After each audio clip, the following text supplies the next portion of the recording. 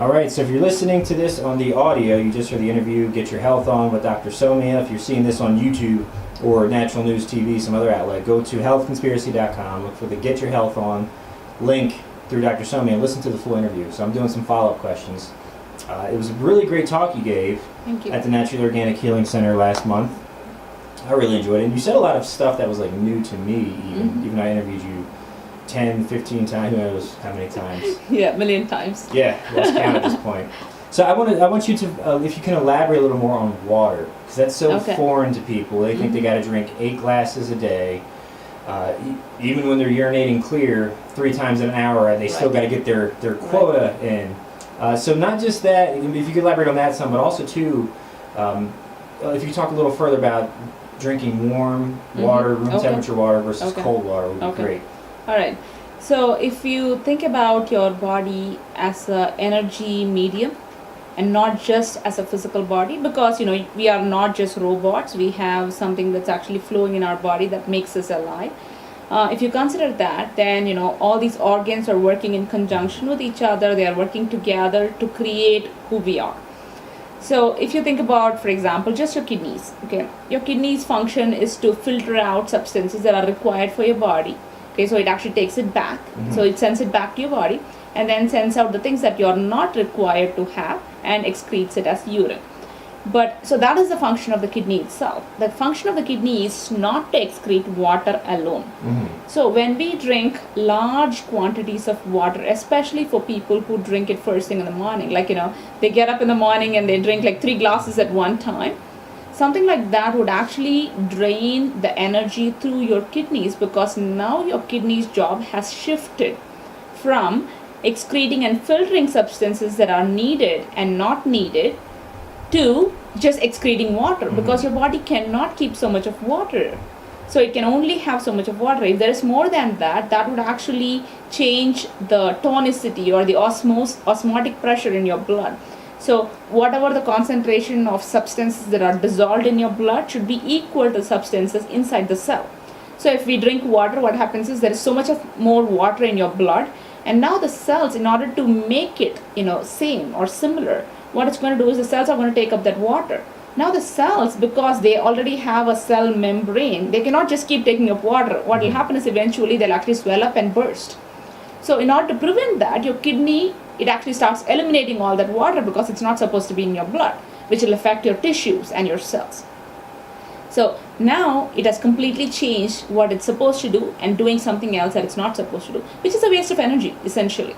So when you have so much of energy to do all the vital functions and you're doing something that's not necessary, that's almost like, why would we even do something like that when it's not healthy for us? So it seems like a super simple and silly question, but people don't know. When are you supposed to drink water? When you're thirsty. That's it, when you're thirsty. It. So whenever you're thirsty, that's why, but thirst is something that you don't really feel as a pain. If you don't drink, it's not like, oh my gosh, I'm going to die right away. So people do put it off for a long time. See, that's when they started saying that you have to drink more water, because more and more people started having kidney stones and those kinds of issues from not drinking water. But that's not what I'm suggesting. I'm not suggesting you not to drink water. I'm suggesting people to drink water as their body needs it. So listening to your body, is really big, as I always say that over and over and over again. To me, when you start listening to your body, then your body says, I'm thirsty. Then you drink water and drink a little bit more, a gulp or 2 more at that point, and you're quenching that thirst at that time. Now your body takes that water for what it's required for, maybe digestion, maybe to actually keep your blood the same consistency it needs to be. So for all these functions, instead of just trying to eliminate it now through your kidneys. Yeah, and I think people that get kidney stones are probably drinking 2 liters of soda a day and not just that, actually kidney stones can happen even to people who drink too much of water. Actually, even that is possible, because I've had patients who have said, oh, I never used to drink water, and so my doctor told me to drink a lot of water and I drank lots of water. Now I have a recurrence of kidney stones, so what am I supposed to do? And I always tell them, don't drink this much of water, because your kidney is not refiltering substances that it should be doing, it's just eliminating water. So it's not really helping your kidneys at all in any ways. And that's why you form the kidney stones back again. So another thing you said that was really interesting, that probably, I don't know if it went over most people's heads. Mm-hmm. I've heard it, 10, 12 years ago, but you said that wall is not solid. Let's elaborate on that. Okay. I mean, nothing is solid. Mm-hmm. Really. So everything is made up of atom, and this is something that we learn in elementary school, that everything matter consists of, everything that's matter consists of atoms. Mm-hmm. And nothing actually has a solid, liquid, or gaseous state. It is just atoms. But when the atoms are bonded together through different types of chemical bonds, they can have different structures. So if they are bonded by bonds that are weak, then they'll have a liquid structure. If it's too weak, then they'll have gaseous structure. Mm-hmm. And if they are more stronger, then they actually have a solid structure. But this is more of a bond between the atoms. So what we see is actually more of the atoms, but we can't see those atoms. We don't have quantum eyes. We don't see at the speed of light. So all we see is the solid, the table right here, without the atoms, without the bonds in between. We don't see any of those things, but they're just vibrating next to each other, and that's what we see as solid. So when you relate that to a patient or someone listening to this, how does that help? How can they take that information to improve their health? So when we say that, everything is vibrating. Okay, everything has an energy, which is a really, really important and most of the time ignored concept. Mm-hmm. Okay, so nothing is just the way we think it is, and it's just a perception. Like, for example, color, as you know, is just a perception, It's actually a complete delusion even. It's not really, it's a complete illusion rather. It's not even there. There is nothing that actually has a color, but it's just our eyes that, it reflects back certain colors that we see it as. So the same thing is true for substances. So certain foods, for example, have a certain energy in them. So like produce, vegetables and fruits, they're alive. They are just, taken out of a plant at that moment. And that's why eating fresh is so much better than having it in the refrigerator for 20 days and then eating, because it loses its energy. So when these atoms are vibrating at a certain frequency and you consume them, and you are the same, right? We are, again, atoms that are vibrating at a certain frequency that are put together as cells, tissues, organs, and organism. Then they actually become you. And when they become you, they are actually going to give you more benefit because of the vibrations that they produce. So this is a good one. I think people have your talk that people might have the hardest time with, to where lunch is at 11. This is when I eat lunch.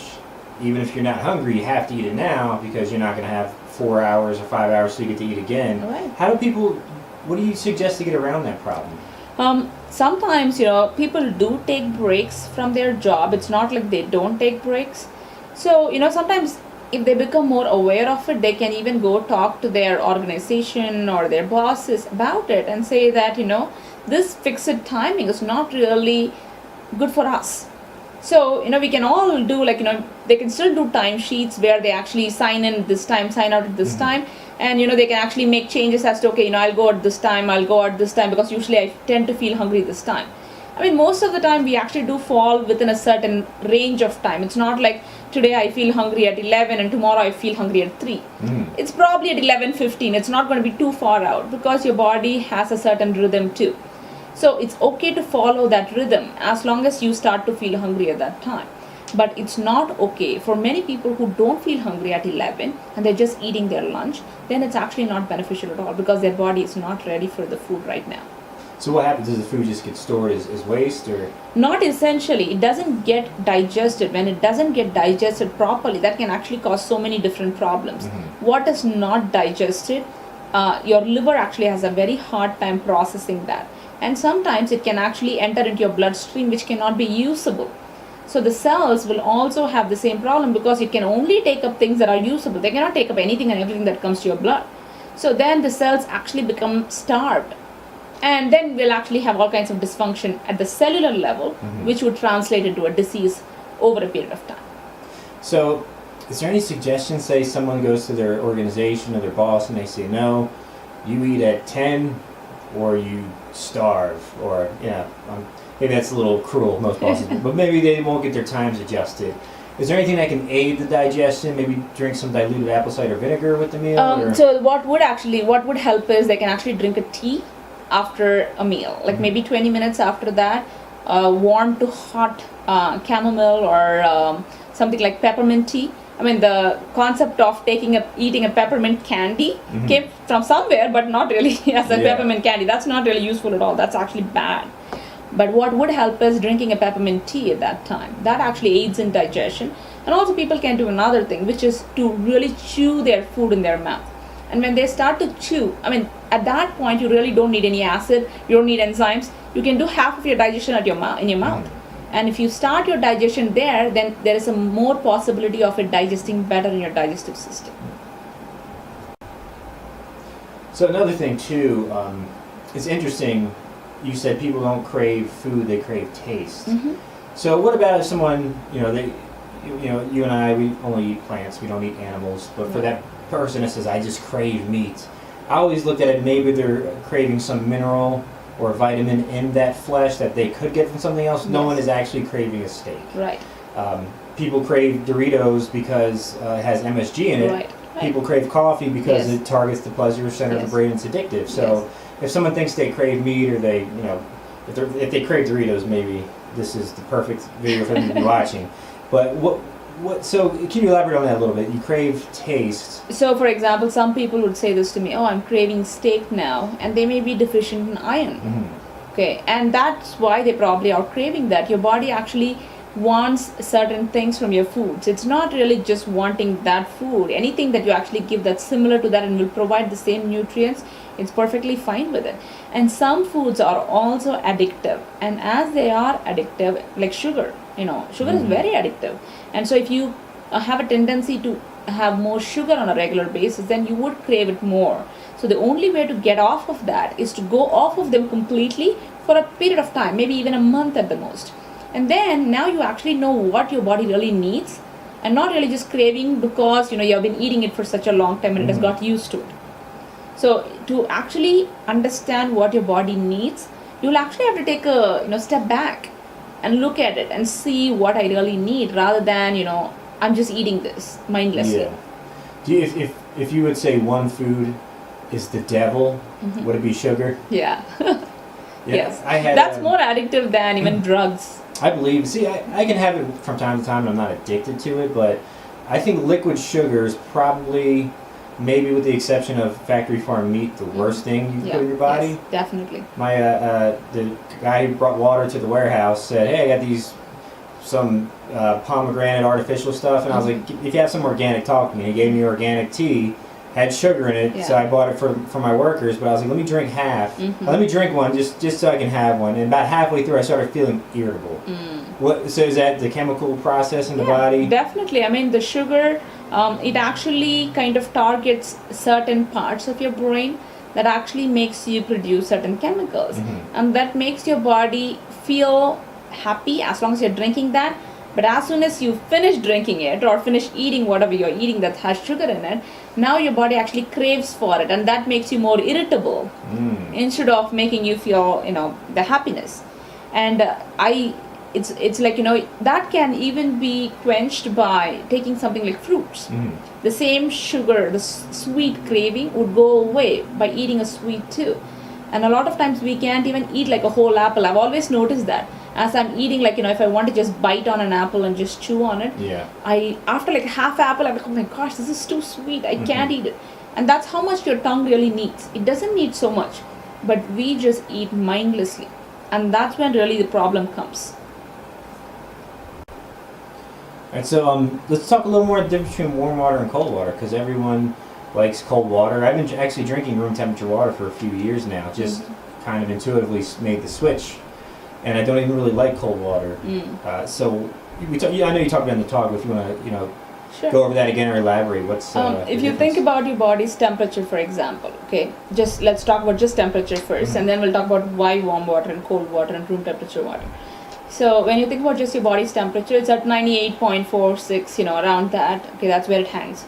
And at that temperature is where all the enzymes in your body, which is all required for so many different functions, okay, works. Anything below that, it stops working. Anything above that, it stops working. Okay.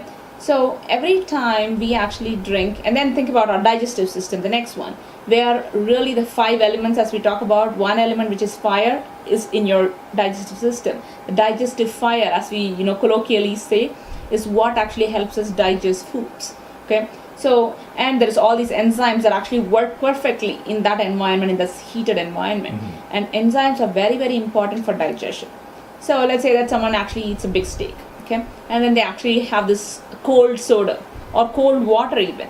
So now you actually have fat, protein, okay, and all of this, the protein and fat, all of them actually need to be digested by enzymes. And when you drink that cold water, all these enzymes become deactivated right away. So what are you really digesting? How can you even digest? That's one.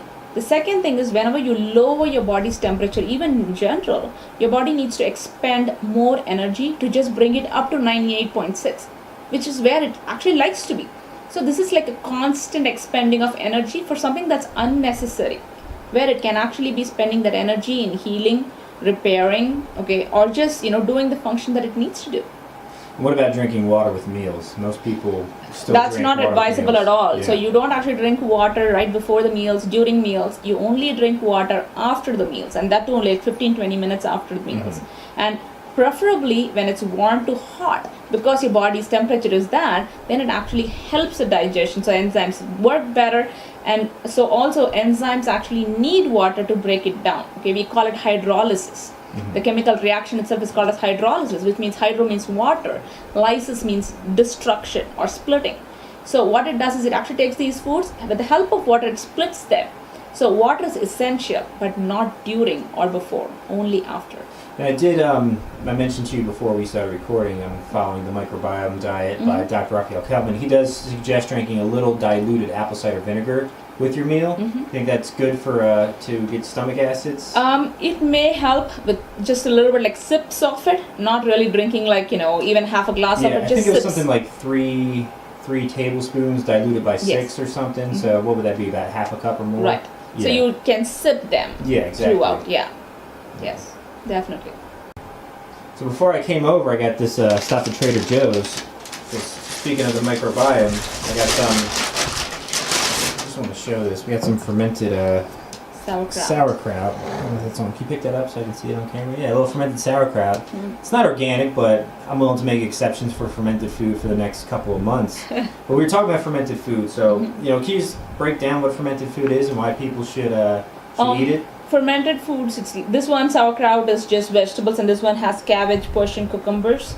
So when you actually take these vegetables by themselves, actually, if you eat them raw, for example, it actually is hard to break down in your digestive system, especially if you don't have good bacteria in your gut, because it has cell walls, and these walls are reinforcements for the vegetable to keep their shape. But then for us, it actually becomes a problem because these cell walls are hard to digest. They are really long chain polysaccharides. Then it becomes hard for you. So what these do is, one, it is actually already broken down. So these vegetables are so much more easier for us to digest. One. The second thing is, it also has these good bacteria. So if we don't have good bacteria in our gut, then this puts it back into it. So not only that, it actually gives you already a well digested food, but it also gives you that good bacteria. So for all the other things that you eat on a regular basis, when you eat them, your digestion becomes much better. Should I eat that in one sitting? No, definitely not. At all. So- Everything in moderation is always better. Oh yeah. So what are some examples besides sauerkraut? I know you said you're making water kefir. I've been making kombucha. Yeah. What Kimchi. else? Kimchi. Yeah. Kimchi is one. For people who actually drink milk kefir is another. Yogurt, or even the probiotics that they buy as capsules, they only have up to 7 strains of bacteria. They don't have more than that. But sauerkraut, for example, has a lot more, and water kefir has 30 different strains. 30. 30. Wow. And milk kefir has 200 different strains. So, and actually, if people who actually like milk and drink milk, the only way they should actually drink milk is by doing milk kefir, because that actually breaks down all these proteins that we can't really digest in our body, and even the lactose, it becomes so much more easily digestible for us. So, and they could probably make it with coconut too. I tried it once and it stunk and I threw it away. Yeah, so what you have to do when you do it with milk kefir though is it doesn't need the lactose. Oh, okay. So what you have to do is you have to do that's what, sometimes if I want to, what I would do is, like, my husband is not vegan. So he actually drinks milk. So I use that milk to do the milk kefir some, and then I take the culture and wash it and do one of coconut or almond or soy or whatever, and then you put it back in milk. So it needs to go back to milk. It cannot be in alternate, like, the non-dairy milks on a regular basis. It'll die. Oh, I see. Okay. But I don't want to buy milk for myself. So unless there is someone who's actually using it at home, you can't really do that. Yeah, you definitely. Unless you have a baby calf at home too, but we'll not get into that another time. So let's end on this. Does anyone need meat ever? Not really, no. Some people say, I have to have meat, I'm anemic, I'll die, I don't get enough protein. Every excuse. Could the world, in your opinion, could the world actually be meat-free and thrive and be healthy? Yes. The whole population? Yes. And you've been meat-free for how long? 2 years now. 2 years? I mean, I've been meat-free for the entire life, but milk-free, dairy-free for 2 years. Dairy-free for 2 years? Yes. I've not actually had eggs or meat for my entire life. And you're not died. You're not dead. Do I look like I'm dead? But you're healthy. Your skin glows. You're Yes. a homeopath. You're getting people healthy. But how do you do that without the flesh of animals or the eggs from chickens? So that actually shows, right, that you don't need it. And my kids are vegan too for the past 2 years, and before that they did have dairy, no eggs though, no meat. And they are actually growing very well. There's no issues, and I actually make sure that they get a multitude of nutrients through different vegetables and fruits and all those things. So of course, when people don't know how to do it, they can always say that, oh no, it doesn't work and all that. But when you know how to do it, then it's definitely easy and possible. Yeah. So you come up from India, so yogurt is a big part of the culture there. Right. So did you feel a difference once you gave that up? That was the hardest part for me. I Yeah. actually gave up milk a long time ago, and I didn't even like milk. So I gave up milk like 7-8 years ago. But giving up yogurt was really hard for me because it is a big part of our culture, and that was what I actually struggled with. So I was not really vegan because I didn't give up my yogurt for all those years. But then I really decided one day that it's still a milk product, and I really didn't want to contribute to any of these moral dilemma that we have with the cows and how they're raised and what happens to them. And it's essentially a cow's milk. It has nothing to do with me. It's not my food at all. And so all of those actually swayed me to think that, I actually don't need it anymore. There you and go. I gave it up. So did you find maybe like organic soy or coconut is a suitable replacement for it? Yes. I actually make organic soy yogurt. I make it at home myself. I buy the Trader Joe's brand of unsweetened soy milk, and I actually make the yogurt. And now I can't even tell the difference between regular yogurt and soy yogurt. Do you ferment that as well? Yes. And how do you give it like a 30-second instructional on how to make it? So you just warm the milk, like, you put it in the stove and let it become more like, not exactly lukewarm. It has to form like a layer of cream on top, and then you turn it off, let it cool down to lukewarm temperature. Then you add like, yogurt to it. So I started with, when I changed over from Like the yogurt culture starter? Right. So I started with that, or even just regular yogurt, any yogurt, okay? For someone going from vegetarian to vegan, they can just take any yogurt, or like coconut yogurt, soy yogurt, any yogurt that you get, which is unsweetened. You take that and you put it in there and just set it on the countertop for maybe 24 hours. The next day you actually have regular yogurt. Oh, right on. Yep. So I'm going to try with hemp milk. Maybe that It works. Yeah? It works. I've tried with all kinds of milk and it works with every single type. But just that, for me, for the way that we eat Indian food, I actually like the soy yogurt the best. Yeah, so, but I don't eat that much of that either. So, it works. For many of the dishes that I make, it actually works. All right, so if anyone's watching the videos, the links are in the description for LasVegasHomeopathy.com. And here, see the full interview. We're going to link up your YouTube video of your talk. But if you want to hear the full interview with all these videos and the talk we did at Natural Organic Healing Center, the link is at the bottom for HealthConspiracy.com. And thank you for being my guest once again, Dr. Somia. Thank you very much, Nick, again.